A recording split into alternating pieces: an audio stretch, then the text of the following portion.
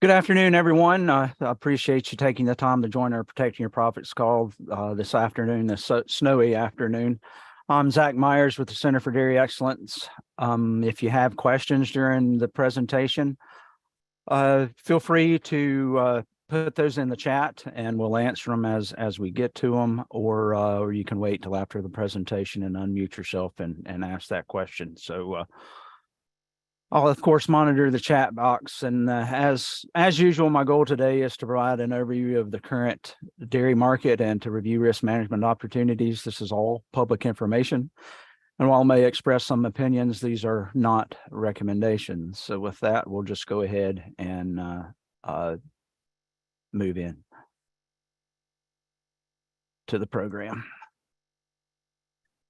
So just the normal agenda here, current markets and exports, and we'll cover DMC and DRP, and then we'll hopefully my part won't take more than 10 minutes or so, and then I'll turn it over to Rob Goodling with Horizon Farm Credit to provide his presentation, a recap of 2022 and how he sees things going forward into 2023.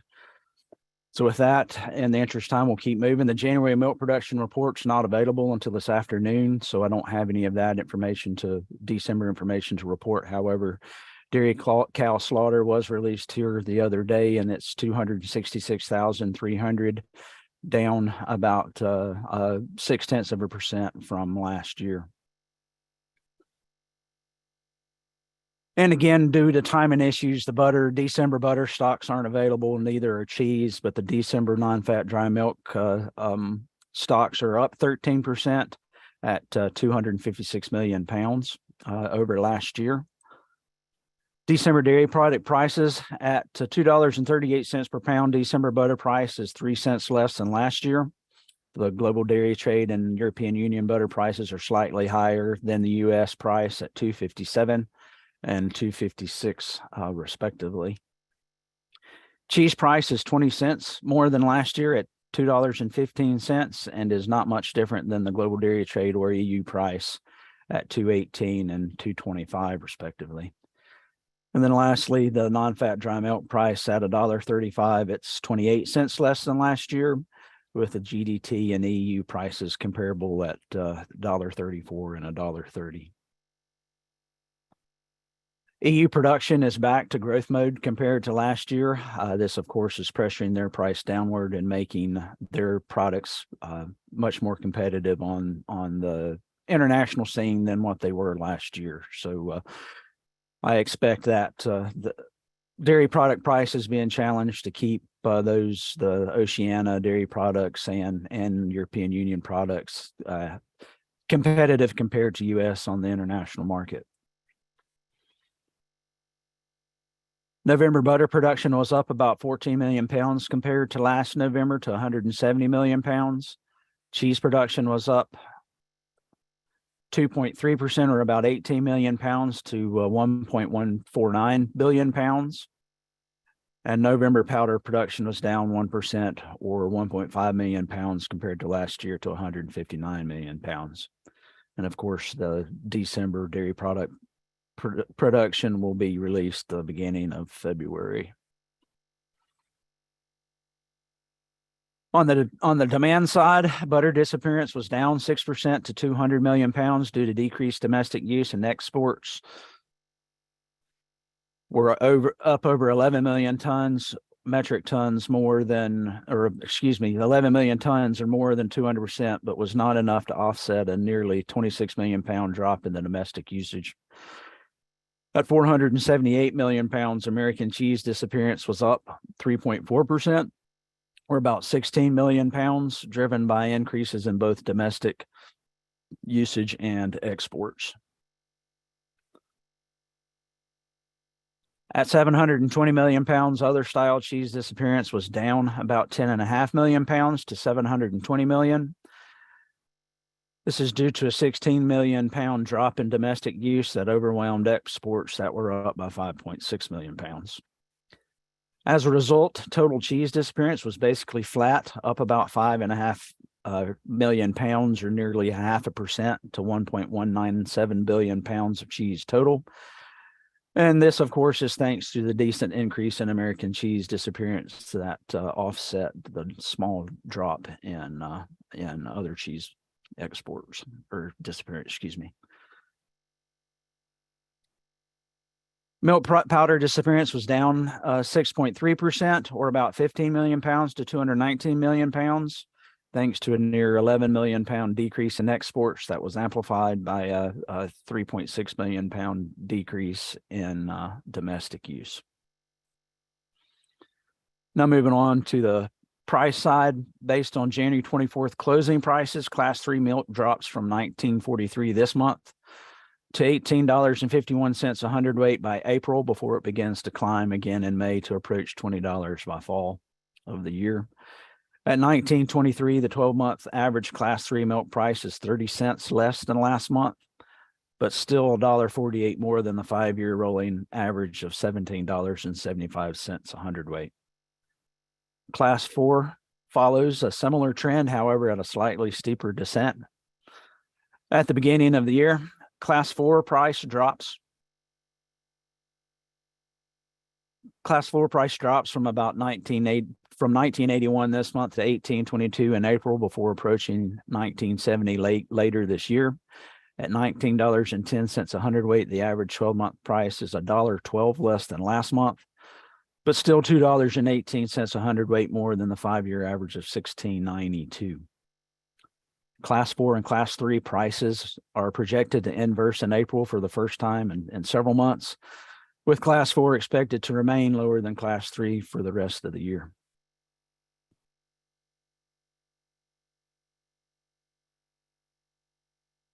On the export side, 177,900 metric tons of milk solids equivalents were exported in November. Compared to last year, these exports are valued at 643 million pounds, which is up 23% year over year. Volume is on track to set a new record for the second year in a row. And then the value through October had already set a new record, so that record has continued to grow with the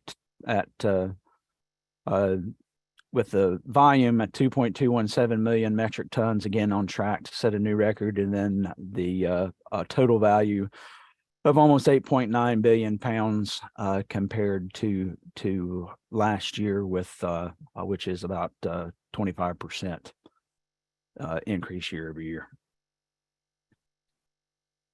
Now moving on to risk management. The November margin was $10.89 a hundredweight, which of course did not trigger an indemnity at any of the margin coverages.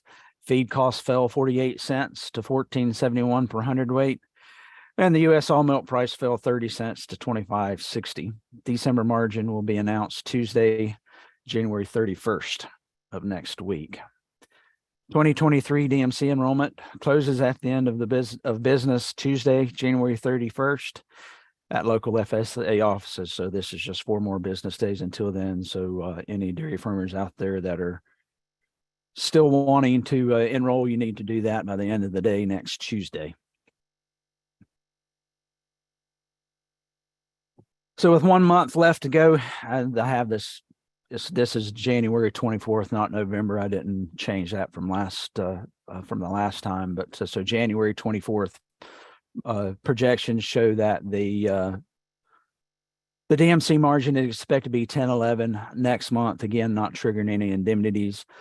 This if this becomes reality and there's no indemnity triggered in December, then it's basically the 2022 DMC program would supply basically covered the premium, and then had about 3 cents a hundredweight left over as a net benefit after all premiums and fees.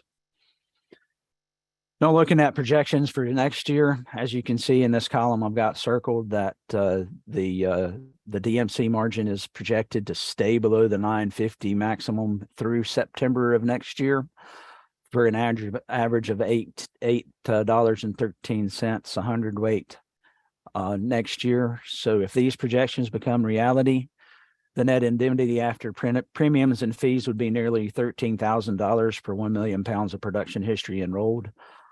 And DMC 2023 up to the 5 million pound cap, or a max payment of about $65,000. This would represent a net benefit of $1.31 per hundredweight for the program year based on January 24th closing prices. So again, 23 DMC enrollment will end next Tuesday, January 31st at the end of the business day. Now, dairy revenue protection.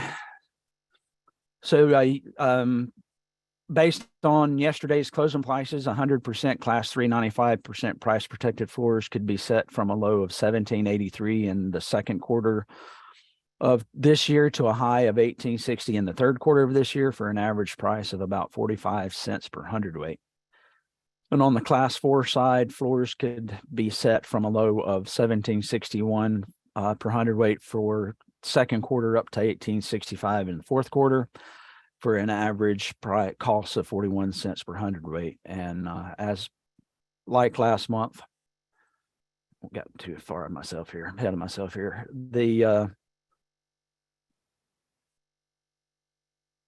Like last month, there's not enough trading going on to establish base prices in the first quarter of next year and the second quarter of next year on the class 4 side, so no policies are currently offered. So my last slide here before I turn it over to Rob, just some stats on participation. In the United States, about 18 billion pounds have been covered by about 1,580 policies, with no policies yet this crop year being indemnified. In Pennsylvania, it's 221 million pounds covered by 69 policies, and again, no policies indemnified. So one more thing before I introduce Rob, is I would like to mention that on Monday, the USDA released a press release saying that a second round of market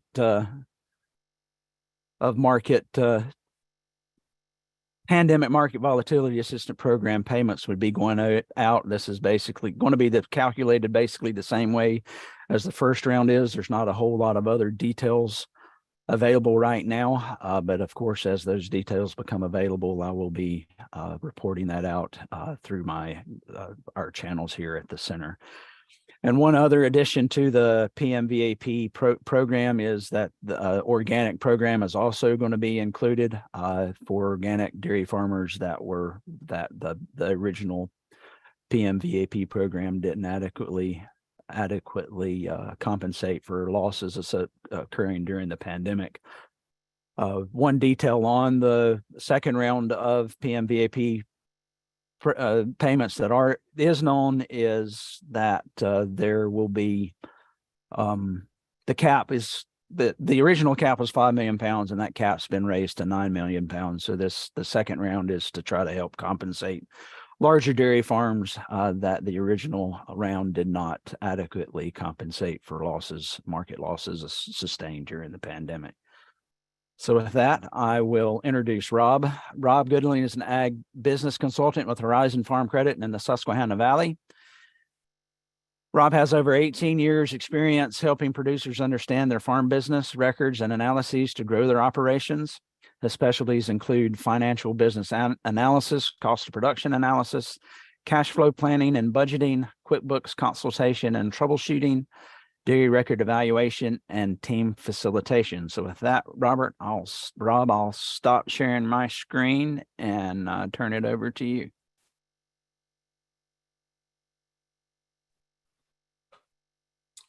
All right, thanks, Zach. Good afternoon, everyone. So like Zach said, I'm Rob Goodling. I'm an ag business consultant with Horizon Farm Credit.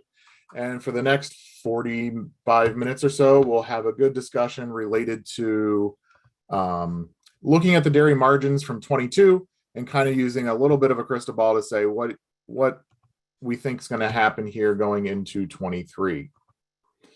So first of all, as most of you probably realize, or your producers realize, 22 overall was a decent year. Probably if I had to, look at this, middle of 22 was obviously much more optimistic than as we got through the tail end of 22. Feed costs kind of crept up on us and took over and eroded some of that high margins we were seeing. So if we look at this from a production standpoint, both U.S. and monthly milk production, we can kind of see Pennsylvania tracked similarly to what the US was providing. So those orange bars are the US production based on the left y-axis. And then the blue line is what Pennsylvania did, and that's based on the right y-axis. So we can kind of see here let me get the pen out. So if we look at what 21 did, we can obviously 22 overall was probably a little bit less production than what we saw overall in 21, both in Pennsylvania and in the US. And obviously we did see some of that tailing. And I think we will continue to see that production probably would have clicked up a little bit in December with the final numbers when they're available. But at the time of doing this, we didn't have anything through November was the latest date. So I do anticipate we start to see a little bit of a shift in production, both in US and within Pennsylvania here over the next several months. So kind of looking at the price structures, we're going to go through 3 prices here, the class 3 and class 4, which Zach has already mentioned. I'm just going to put a little slightly different spin on it and kind of get a sense of where it's at historically and what our actuals were. So the next several slides, the orange line is going to be what was actually reported for class 3 on that given month. The green line is a 5-year average class 3 price, and then I add a min confidence interval, 90% confidence interval around that class 3 average. So no surprise, we actually saw a decent class 3 average milk price here above the average for most of the year. We can kind of see here as we get towards the end of the year, we started to get a little bit closer to that upper confidence interval, but still pretty strong class 3 price. If we go ahead and move over into the class 4 price, again, much stronger than what our historical 5-year average would be for class 4. But again, we did start to see that starting to soften here, starting about October, and it's been a gradual decline since. And I anticipate, like Zach mentioned, that will continue to decline here for the next several months, hopefully reversing sometime in that March, April timeframe. So then the other milk price I look at in Pennsylvania is the all milk price. And again, because of where class 3 and 4 have been for most of 2022, we had that strong all milk price well above our 5-year average, which was welcome news to a lot of dairies and dairy operations. All right. So if we think about this, that's from the market standpoint. I also like to look at what are we seeing on the producer side. And so I looked at the last 5 years from our dairy success and profitability review. So this is a review we do within Horizon Farm Credit that looks at dairy operations, looks at their gross milk income, and you can see these totals per cow. And what I have here is just a simple box plot each year of where the averages were, where our medians were, and give you some idea of where that range has been. So as you can see, for most of the last 5 years, we've been right around that $4,000 to $4,500 per cow average. A lot more noise on the lower side, if you will. Some farms, the milk income per total cow is all the way down to 2,000. Now, again, this is total cow, not just milk cows, number one. Number two, the other thing you have to consider is milk income is not just the milk price, but what those cows are able to produce in a given year.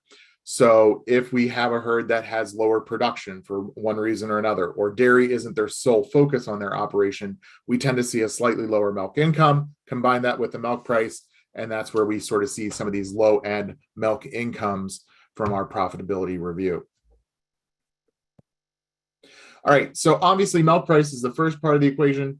Feed cost is that other one which really can start to play with where we're at. So when we look at this over the last several months for using the dairy margin coverage calculation with Pennsylvania numbers, we kind of see a similar trend of looking at that, going anywhere from $12 per hundredweight to a high of 16. Now it has somewhat come down here through the fall, but we're still in that, $15 per hundredweight range for feed cost per hundredweight. And that can be somewhat challenging depending on where the farm's at. Now, that's again off market prices. If we look at what that margin would be from a market standpoint, well, like I said, the first half of 2022 looked really good. We had a nice strong margin well above the 5-year average. Then we started to drip down into that at 5-year average. Because the feed cost softened a little bit, even though we saw a decrease in the PA all milk price, the margin, though, did result above and ended up in estimating that December will probably be right around the 5-year average. All right. So again, this is all based off the markets, but as all of you probably are aware of, it really depends on what the producer's actual costs look like. So I wanted to give you a sense of what some of the fee costs we see through our analysis have been over the last 5 years. Obviously, we're just starting to collect the 2022 numbers to be able to look and see how we ended up in 22. So I don't have those to report just yet, but just to give you an idea. So when we look at fee costs within the dairy SPR, as we call it, we look at the direct crop expenses, seed, fertilizer, chemical, custom hire, and then we also look at that purchase feed cost. So it's a combination of both. And again, we look at that on a total cow basis. So as you can see, on average, our farms were anywhere in that 1,750 to 2,000 range per total cow for direct crop and feed costs through 2021. But there is a wide variation here, probably more variation than what we saw on the milk income side. All right. And so we can be anywhere, we have some farms that are able to generate a total crop and feed cost that's well below $1,000. Now, one of the caveats with this is cash-based transactions. All right. When we do our accrual adjustments to look at our numbers or look at our cost of production, we don't have the detail in those accrual transactions to do within area adjustments. So if they prepaid on seed or prepaid on fertilizer, those accrual adjustments aren't accounted for until we get to the end of the variable costs. So that is one little wrinkle in our data set you have to consider, is some of these crop and feed costs could be influenced by whether or not they were prepaying or had accounts payable related to those direct crops expenses or those purchase feed expenses.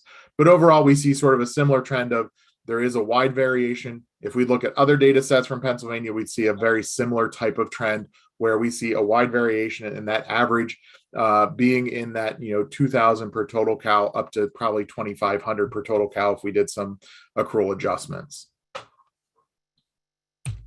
So unfortunately, what goes up, as we've already started to see here at the tail end of 22, is going to be probably coming down. So when we look at milk prices, feed costs, and margins, that's probably what we're going to see, as you saw Zach allude to in his discussion just a few moments ago. So looking at the trends for class 3, now I pulled mine a little bit earlier than Zach's here, so I don't have the latest ones. They are looking slightly different. But for the most part, the red line being that projection for 23 and the purple line being the projection for 24, we can kind of see it'll continue to dip down through 23 for class 3. And then it creeps back up to about $20 a hundredweight when I ran this number for a 5-day settlement average. And then it starts to soften back through 24. And then we start to see a real drop when we get into the second half of 24. So again, that's, a year and a half out. So how reliable this is hard to say. But as we can see from a class 3 price standpoint, it's not taken off like it was in 22, but it's kind of nice to have a little bit of stability for once in the market. So hopefully that stability trend will continue throughout the year. When we look at class 4 price, again, we're going to see something very similar. We see that continued drop in through the first third of 2023. And then it does, right now it was projecting to come back up a little bit here through the rest of 23. And then it'll start to soften as we go through 24. And again, a little bit more consistent. So I pull up some of the slides from, say, 2 years ago and how we looked at class 3 and class 4, or 3 years ago. We always saw much more dramatic swings in the class 3 and class 4 prices. So hopefully these prices will hold somewhat true throughout the rest of the year and hold that stability. So that way we are above the 5-year average, and and we're pretty close up until the end of 24, being above that 90% confidence interval around that average. So it should be above average prices when we talk about class 3 and class 4. Now, one thing we do in our unpublished outlook is we look at, how does that compare to the all milk price? So looking at a regression of class 3 and class 4 with estimated basis to say, where would that all milk price potentially be? Well, we're probably looking in that, 23 range if we averaged out all of 2023.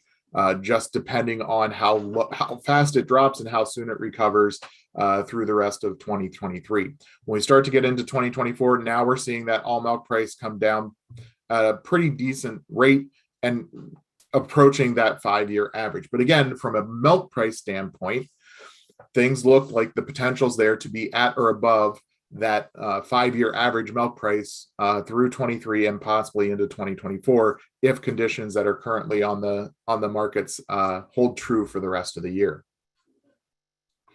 Now, that's the milk price side. So from a milk price standpoint, things are looking pretty reasonable, not as strong as what 2022 was, but there's some opportunities there.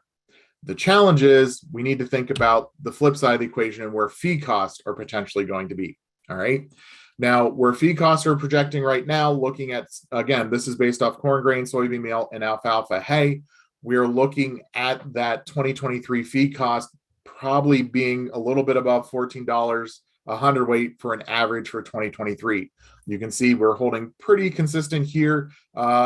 Markets are showing that, hopefully there's a good crop year and we'll see a slight reduction in price here as we get into the fall season in 2023. And again, we see a similar trend here, the way the markets are establishing themselves for 2024. And again, another drop. But if you look at this, we're well above what the 5-year average has been for feed costs related to even a 90% confidence interval above or below that 5-year average. So even though we are seeing that strong milk price, the challenge is going to be we're seeing indicators that feed cost, which typically is about half of the cost of production and producing milk, is going to be just as strong, if not higher than what we typically see. So what does that mean for the margin? Well, hopefully it's pretty clear. When we look at that 2023 projection, we're going to probably start the year below the 5-year average margin. And if you look at what DMC is tracking for payments, that would track right on with what we saw in Zach's tables, that it'll probably indicate some indemnity payments for those with the higher levels of coverage. As we get into the latter part of 2023, there is the opportunity the margins could strengthen. But again, we're not really getting much above that 5-year average. We're really going to be below average to about average, depending on how things shake out through the rest of the year. Again, these are a lot of assumptions looking at just current market conditions. A lot can change in that time. If we see a strengthening in milk price, that would help us. If we see further weakness in our feed costs, that also would help those margins be a little bit stronger. Those would be our being optimistic. We hope to see one or both of those happen here in the near future. But given what it looks like today, 2023 is probably going to be at or below average. When we look at 24 and combine that softening milk price, that further softening milk price, with what we're seeing on the increased feed costs, even though they came down, we are seeing margins that are going to potentially track well below a 5-year average when we look at the margin standpoint. So that is something that, as yourself or you're working with other producers, you need to think about not just where milk price is at, or not just where feed cost is at, but really look at where's the margin, where is your particular operations margin. Now, Pennsylvania, we're somewhat lucky depending on the operation, right? Because we're not fully focused on market conditions when it comes to feed cost. We have our ability to raise crops, hopefully below market price, and maybe control some of our purchase feed costs. And that will be probably some of the discussions I've already been having with clients, and I see others having with clients as well, as how do we really hone in and do the best we can on our feed cost side to try and minimize the impact of these market fluctuations and these potential high costs with a moderate to, even though we have above average milk price, costs are even further ahead of where we typically would have been. All right, so with that in mind, I will pause here. I do see there is a question. So if class 3 and 4 are above the 5-year average, is that not a strong indicator that sets some protection in order to against a drop? Yes. So Mr. Williams, you're absolutely right. Given that right now class 3 and 4 are above where we typically would see them, there is that opportunity to try and protect some of that from further drops that we may be foreseen. The challenge with that is, when you're just doing one or the other, you need to think about the feed cost side as well. So if your feed costs have been running well above your standard average, or where you've historically been, you need to think about what can I do as a producer to also minimize some of that risk I have on the feed cost side as well to maintain that margin. So yes, doing DMC and dairy revenue protection definitely does help from the milk price standpoint and some of the margin stuff from a national pricing. But there's some other strategies we can look at as well. So as we think about the controlling of the controllables, I love this quote from Alfred Whitehead. And it says, when you're average, you're just as close to the bottom as you are to the top. And that, if we think about that, holds true. And sometimes I say, people say, well, I want to be at the top, I want that best margin, or I don't want to be near the bottom. Regardless of where you shake out, the key here to think about is, do you know where you are? Do you know your actual individual numbers? Do you know your net cost of production? Do you know your break-even milk price? Do you understand where your feed costs are at on a per hundredweight basis and a per cow basis?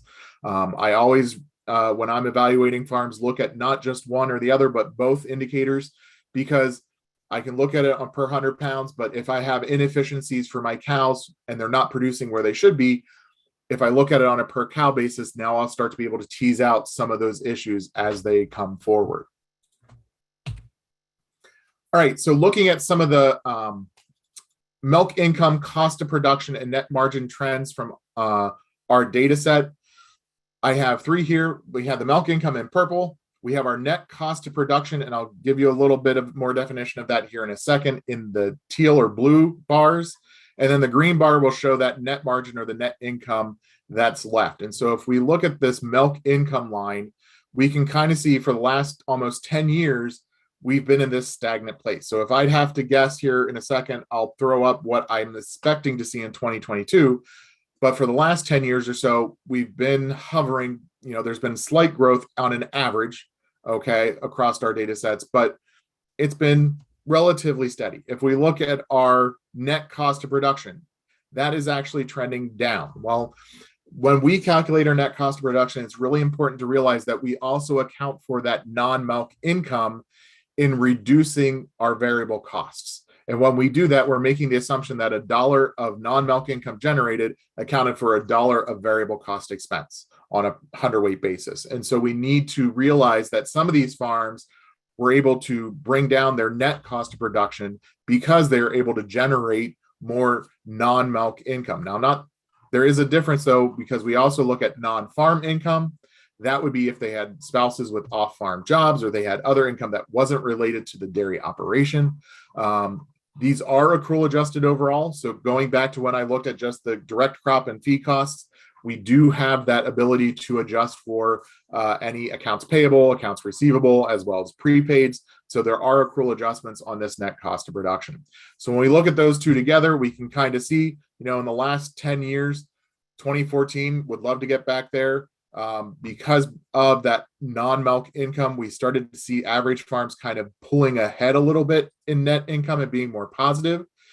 The other factor, especially in 2021, we have to, remember is we had those government payments, and those would be a part of that non-milk income. So that also helped to kind of alleviate some of those pressures from the expense standpoint. All right, so 2022, if I had to take my guess when we see those numbers here in a few months, they'll probably be pretty similar to 2014.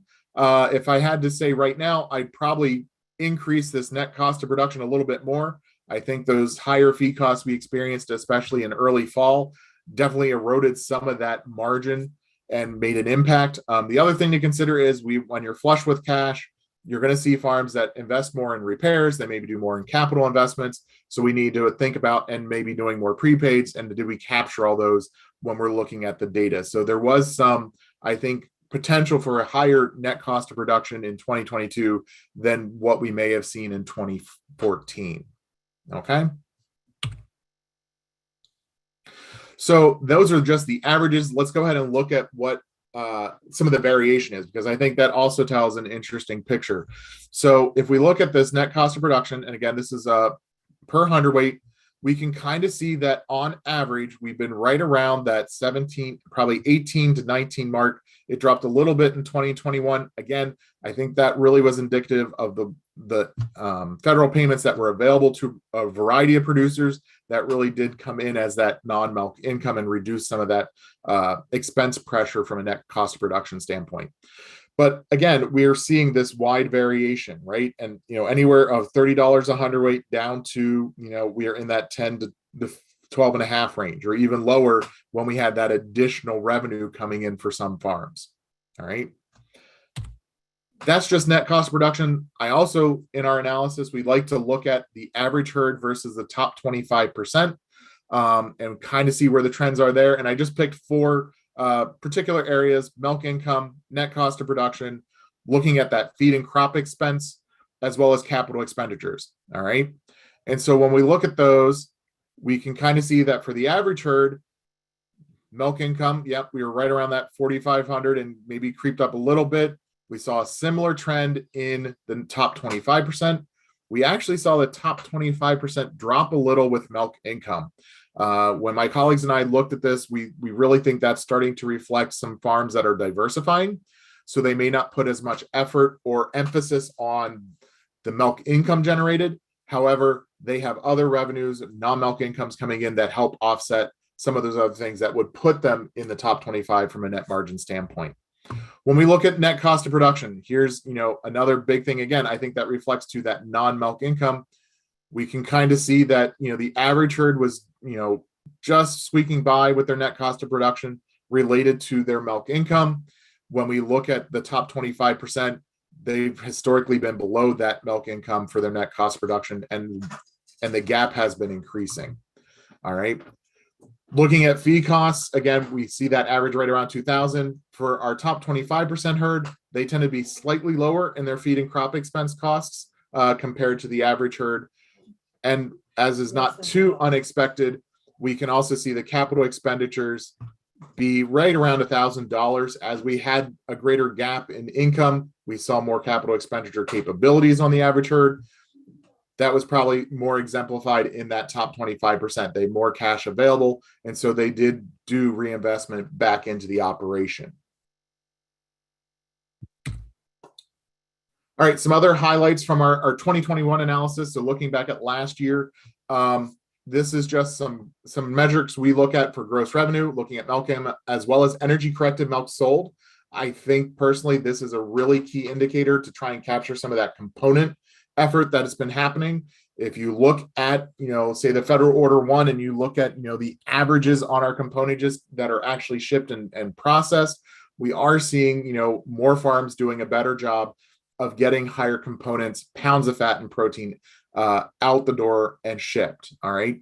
And so when we look at our average herds in 21, we can see that the average milk income was about 4,700, and it was generating about 26,000 energy corrected milk pounds sold. All right. The top tier, some of our top farms were able to generate $6,200 milk income per cow and off of 34,000 pounds of energy corrected milk sold. Our bottom ones were down at 2,500, and again, just under 14,000 pounds energy corrected milk sold. So we do see a wide variation in this production. Again, what's causing that variation? There's a multitude of factors. Every farm's unique. And so it could be a situation where if they're not focused just on dairy and they have a diversified operation, you may see their production take a back seat a little bit. So you just have to be aware. The other thing to think about is not all farms have the capabilities to grow production annually. We do have several farms that are under basis systems or systems where they get penalized for overproducing beyond what their averages have been. And so that does sort of challenge some of that milk income and energy corrected milk sold. From a financial performance standpoint, the two factors I wanted to highlight today was net margin. So what's left at the end, is it positive or negative, as well as the EBITDA or dollars per cow. And EBITDA stands for earnings before interest, tax, depreciation, and amortization. So what was the business able to generate before we pay ourselves, pay off our debts, and look at investing back in the operation? And so typically, farms are right a little bit above average, if you will.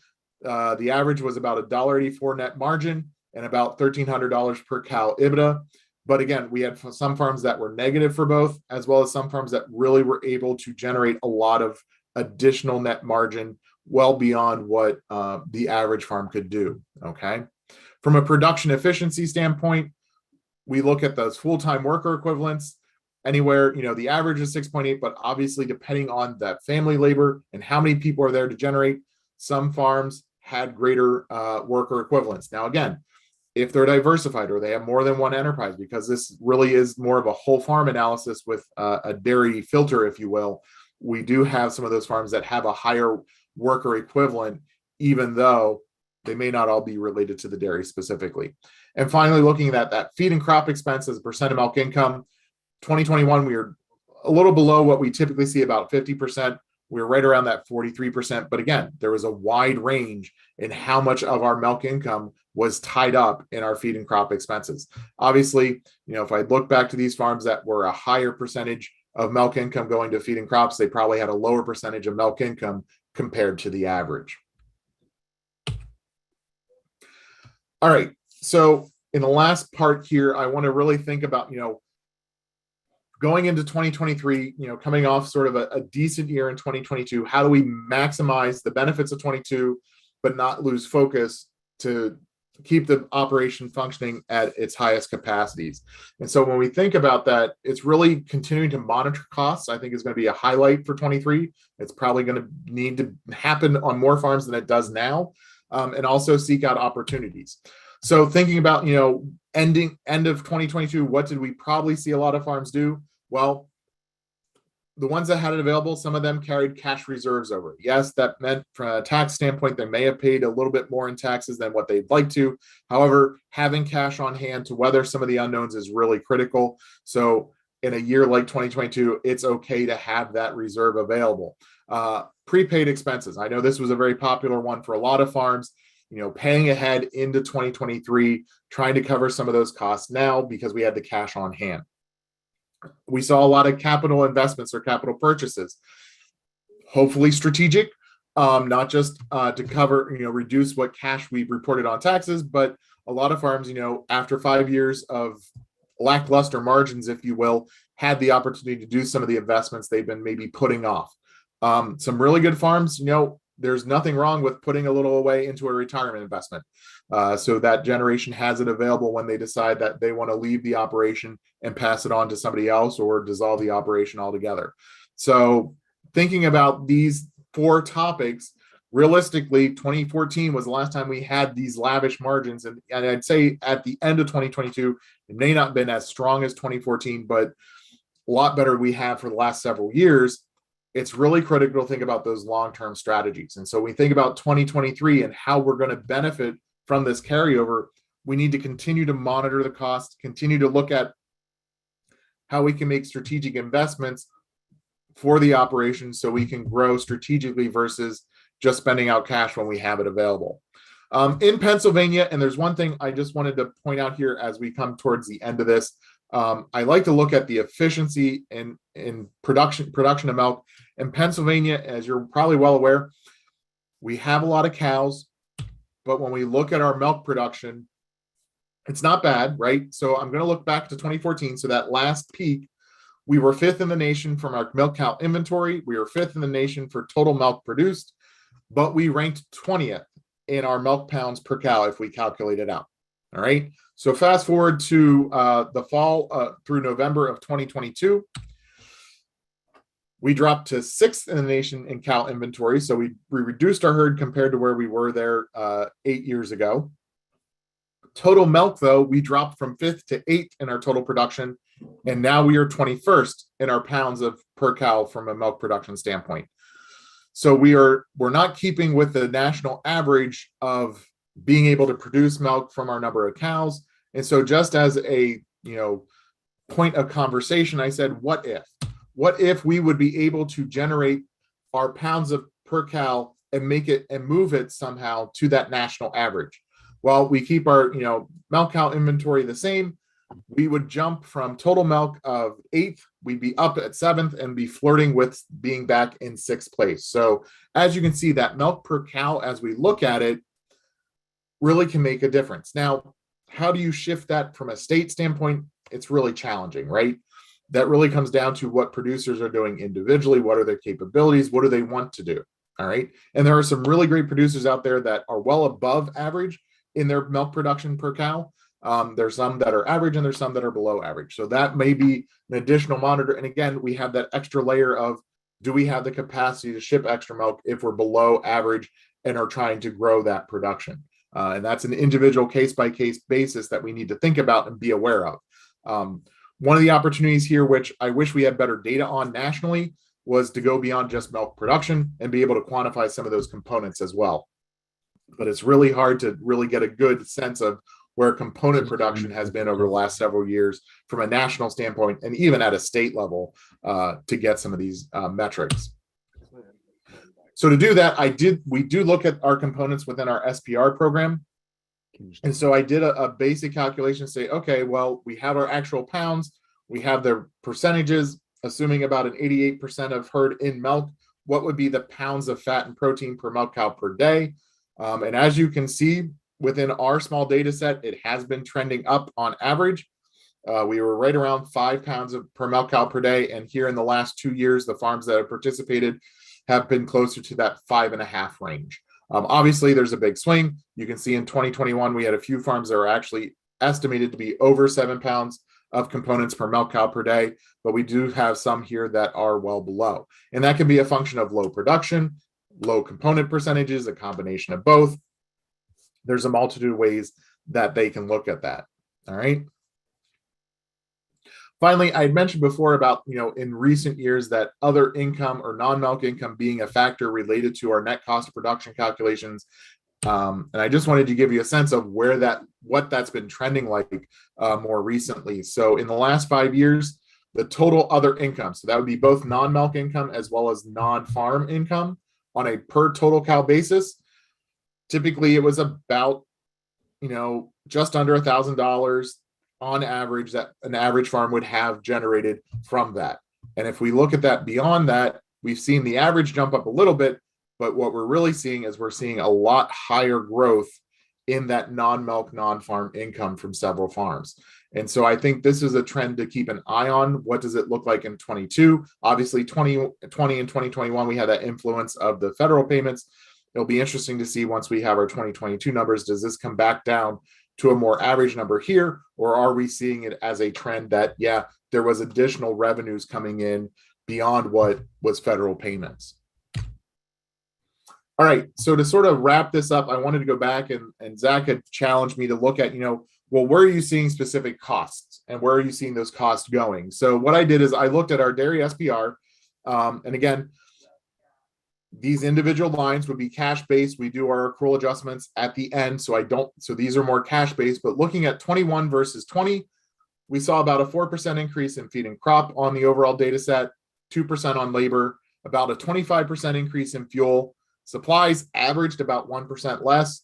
And so overall, we saw a net cost of production increase about 6%, 2020 versus 2021. Now, if I fast track that and look at a different data set for 2020 to 2021 with inline accrual adjustments from our Northeast Dairy Business Summary from Farm Credit East, we kind of see a somewhat similar thing. We saw 5% on feed, 4% on labor, a much higher fuel at 40%. Supplies were up a little bit at 1%, and net cost averaged about 3% higher. Okay.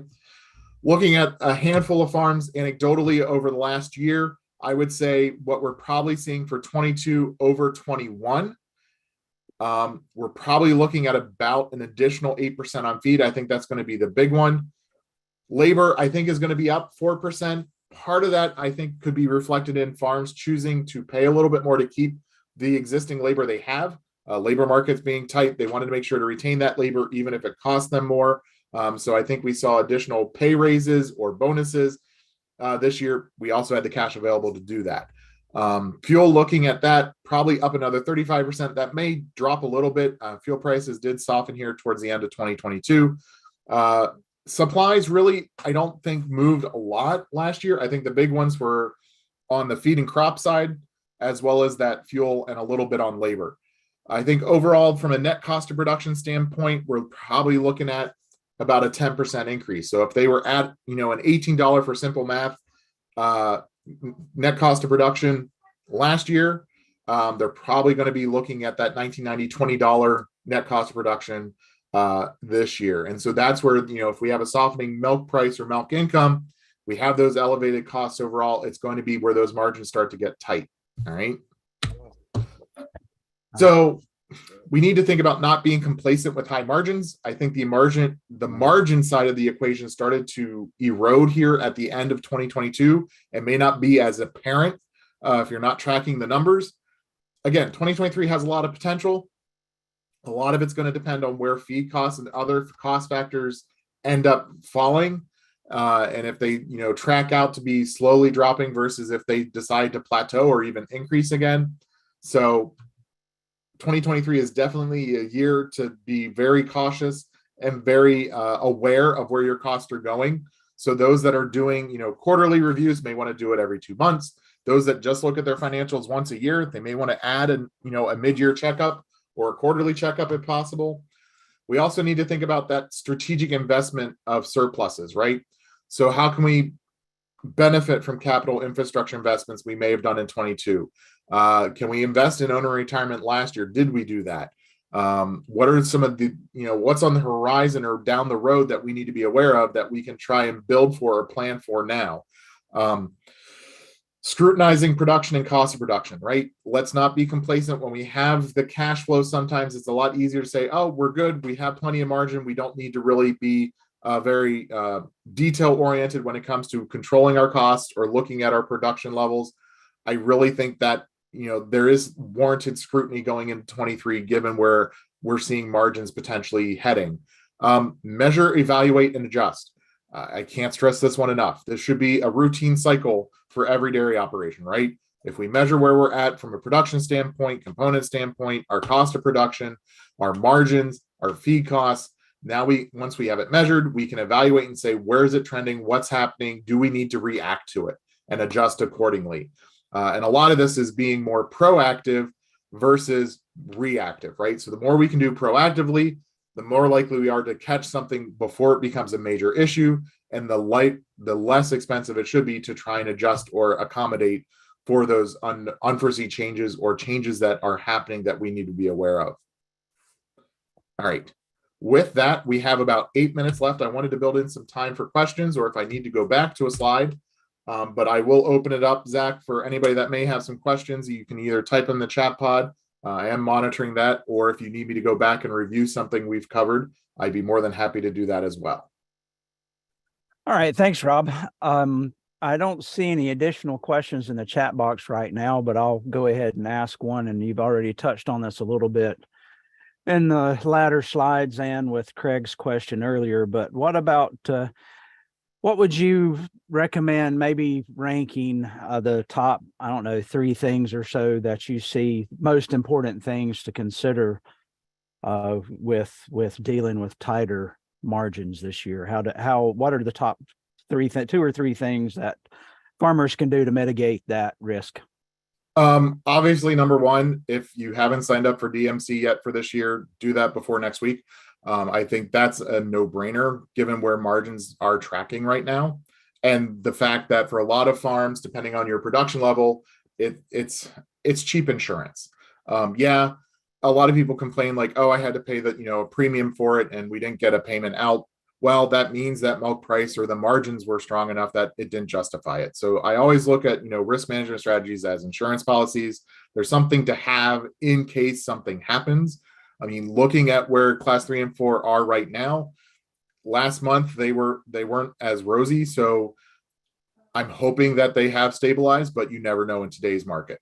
There's a lot of moving cogs now in this global economy, as you mentioned, with some of the things related to Oceania and Europe and where they're tracking and their costs and their ability to, put product out there that will influence ours. I mean, if you look at 2022 overall, exports, from an overall standpoint on dairy were pretty strong. Will we still achieve that in 23 to help support our milk price? Yet to be seen. So that's number one, is definitely looking at those options related to dairy margin coverage, dairy revenue protection. Again, with those though, being aware of where your cost of production is or where your feed costs are, right? Having those individualized numbers versus an estimate of saying, well, I think we're here. Have somebody, work with someone to have that calculated, figure out what is my cost of production. If you have the ability to see what the trend has been over the last 3 to 5 years, even better, because that will give you an idea of what areas on your operation are you seeing those big drivers and how to then plan and react to that. The third big thing, components, I think, are still a strong player, right? If we look at, we can't produce more milk per se to generate more revenue. Well, if we look at how most producers are paid, they're paid on pounds of fat and protein with a little bit extra. So if we're monitoring our pounds of fat and pounds of protein on a regular basis, that should garner us a little bit of help when it comes to that milk price and generating some milk income beyond having to look to be able to produce just more milk. And again, that gets into every farm's unique situation, right? Because some farms, is it really cost effective to get that additional, quarter pound of fat or a quarter pound of protein? It just depends where they're at. And there's a lot of, nuances that will play with where those components are at. And again, I'm not looking at just straight percentages. I'm looking at calculating the pounds of fat and pounds of protein. So those would be my first big three right away. Long-term strategy, being aware of where your net margins are, looking at your EBITDA and thinking about not just cash flow, but profitability and where's my net worth going in the longer trend. So doing that annual analysis to get a better picture of where the farm is at and where you're trending over time. Thanks for that answer. You mentioned in your third priority on components, and you talked about earlier Pennsylvania's ranking in terms of total production and everything. Have you been able to look at component concentration on the state level and how that compares to the rest of the country? I haven't found a good data set to do that. And if you think about where we can get some of this production data, while we have NASS data, we don't really have a lot of component data through our national ag statistics. So the next pivot would be, we could either look at dairy records, so DHI, so in the Northeast, DRMS. You could look at some of the other systems throughout the U.S. The challenge there is that's what is being recorded on the cows. That's not necessarily what the farm ships. So I'm hesitant to look at that for a real good barometer. So we default to the only other source we would really have component data from would be our federal orders. And when you look at Pennsylvania, we have two federal orders that kind of split the state, but we have a big chunk in the middle that really doesn't fall in a federal order. So again, from a state perspective, it's hard to get sort of a good barometer of what we're seeing. That's part of why I defaulted to our dairy SPR data, because I knew we had milk check data for those farms. We had the actual pounds of fat and protein shipped, and we could see a trend there. So that I got a glimpse into what I think is happening throughout Pennsylvania in 2021. I'm curious to see where that tracks for as we get through the SPR program that we're just starting now. So in a few months, I should have a better idea of where things are tracking from a component standpoint. Nationally, given that our production is behind the average in the US, I would anticipate our pounds of fat and protein, if we would do the calculations, would also be behind, just as a function of production. Correct. Remember, we do have time for a couple more questions if you want to put those in the chat box. I would like to point out that that Minnesota and Michigan both produce have more total production than Pennsylvania with less cows. So that's the importance of that per cow average, is that we've got more cows than both Michigan and Minnesota, but based on their efficiency of their cows, they have higher total milk production than we do. And Minnesota passing Pennsylvania actually occurred just last year. So that's what moved us from 7th to 8th, as Minnesota moved into that 7th spot. They did have some increased cow numbers in 2021, but they also have a higher production per cow. So there's one message here from Kelly. What has caused the UN production to increase significantly in recent analysis, and what effect will this have on exports?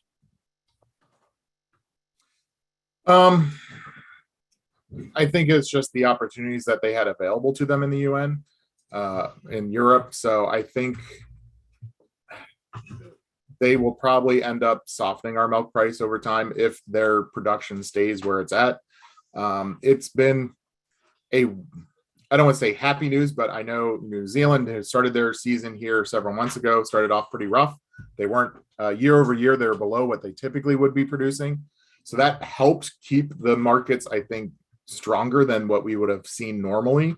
And I think that's part of what Europe kind of responded to that, just like the US. So I think what we're seeing here at the end of 2022 from a US standpoint, we'll see some increased production, probably either a slowing in the erosion of the herd, national herd, or even an increase in the national herd. But I think Europe is playing the same game because they see the benefit and the strong prices. And And I did have another message here, Zach. Can I provide an example of non-dairy opportunities or businesses added to farms that we see? Yeah, everything. I don't think there is just one. The typical go-to would be diversifying from adding, a lot of farms look at, if they're bringing another generation, looking at something more stable. So they look at contracts with poultry or swine. There are some challenges and risks there. You have to look at those margins as well and think about how it'll impact your farm. Obviously, other farms look at processing or doing something more diversified with crop production, increasing crops, doing some custom work, and generating income that way. So I don't think there's just one approach to looking at that non-dairy opportunity. I think what we're seeing in Pennsylvania, in my opinion, if we compare ourselves to other major dairy states, our farms don't necessarily have the opportunity or the capability to expand and grow from strictly a dairy enterprise standpoint. So for them to increase revenue or bring the next generation in, that's where we start to see some of the creativeness, if you will, in diversifying the operation. I think there's some benefits to that diversification because now you're not all your eggs are in one basket. Be great to be an egg producer right now with the way prices are, but obviously that fluctuates too. So thinking about, how that impacts the capital side of the business as well as the labor side. I think that another thing I see is a lot of farms don't think about how much labor is going to be needed for that extra venture or the additional enterprise. And so that labor time is finite. And so if you divert labor and time to another enterprise, that means that time is not going to the cows and milk production. So you sort of need to be aware of that time card, if you will, from an operational standpoint as well, as you start to look out at these non-dairy opportunities. So there are a lot of different options out there. I think it really depends on your farm's unique situation, what interests there are within that operation to do something a little bit different. And then looking at a market standpoint, what can you do and produce? All right, thanks, Rob. We're at the end of our hour here, so I would like to thank everyone for participating, and a special thanks, Rob, to you for joining us today, providing your outlook. I would like to mention that the next Protecting Your Profits, the February Protecting Your Profits webinar, will be a little different format, similar to this month. Not all by the time the normally scheduled time frame for the PYP, not all the milk production reports and stuff will be out, so there won't be a whole lot of data to report on. So, and I'm scheduled to be at a meeting over when we would normally do our PYP. So like we did in December, what I'll do is I will record the webinar definitely on Friday, February the 24th. That'll be enough time to get those reports back to me and generate the information, the data to report on. And so we'll just record it, not offer it live, record it and post it to the to our webpage, and I'll also email that link out. And then the podcast version of the audio will also be available shortly after the webinar is posted as well. So again, thank you for everyone's participation, and I look forward to speaking with you again in the future. And I hope everyone has a good rest of the day and the rest of this week. Thank you.